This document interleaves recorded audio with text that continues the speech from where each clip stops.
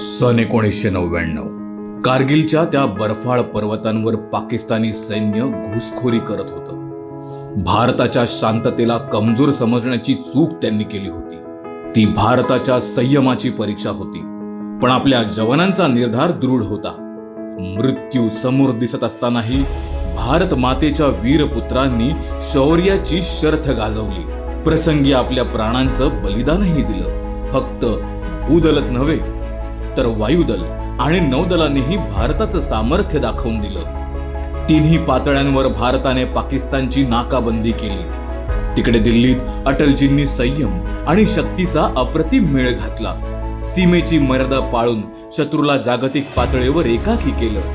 अमेरिकेलाही भारताचा शब्द मानावा लागला, कारण भारताचं नेतृत्व कणखर अटलजींच्या हाती होतं. एका बाजूला भारत मातेचे पराक्रमी वीरपुत्र, तर दुसरीकडे अटलजींचं कणखर नेतृत्व. यातूनच 26 जुलै 1999 रोजी साकार झाला कारगिल विजय. हा फक्त एक विजय नव्हता, तर तो भारताच्या अस्मितेचा उदय होता. कारगिल वीर अमर रहे ही फक्त एक घोषणा नाही, तर प्रत्येक भारतीयाच्या धमन्यात त्या वीरांची राष्ट्रभक्ती, कर्तव्यनिष्ठा, त्याग आणि बलिदान आजही सळसळत आहे.